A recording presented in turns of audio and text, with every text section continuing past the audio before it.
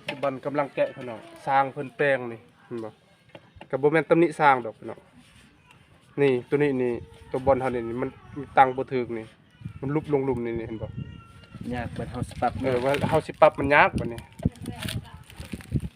อันนี้บ่แม่นเฮาแปลงเองเลยสร้างแปลงโอ้แล้วคนนี้แล้วสร้างแปลงเองต้องม่างและม่างพี่น้องม่างมาตั้งใหม่อันนี้ทุลกโค้งผ่านตัดแซง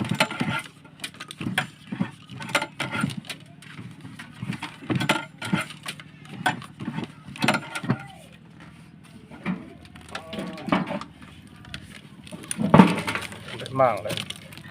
เพราะว่าเวลาเฮาสิตั้งมันไปตามโอห์มมันเด้ไปตามวัด150 7016โอห์มมันจะมีไก่หมอมันเด้พี่น้องเพิ่นตั้งบ่ถึกบัดนี้เพิ่นเฮ็ดรูปลายบัดนี้เฮาสิบิดมันบ่ได้ต้องแกะใหม่งานเฮาก็จะสะลงบัดนี้สิได้ตามแผนบ่มื้อนี้สิได้บ่2-3 บาท 4-5 บาทนี่ตัวนี้ก็บ่ถึกนี่ว่ามันลุบลงนี่คือการมัดนี่แปลงต้องได้แกะหมด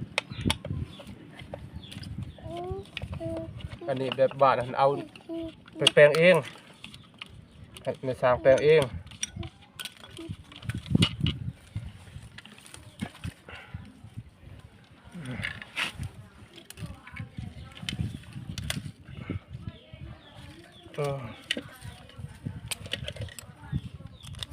บ่มีเครื่องรองเว้ย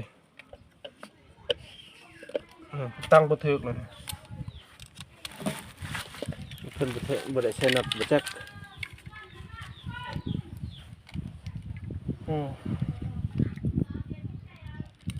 แกะได้น็อตใหญ่นี่บ่ได้แล้วนี่ต้องตัวบิดน้อยๆแล้วนี่เพิ่นแกะหมดตัวนี้เพิ่นเบิ่งนี่เพิ่นตั้งมาแล้วเพิ่นประกอบบ่ถึกนี่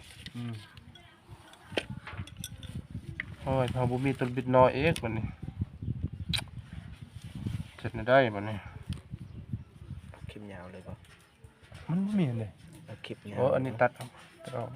มันไอ้ตัดเด้อแล้วเสร็จบัดนี้นี่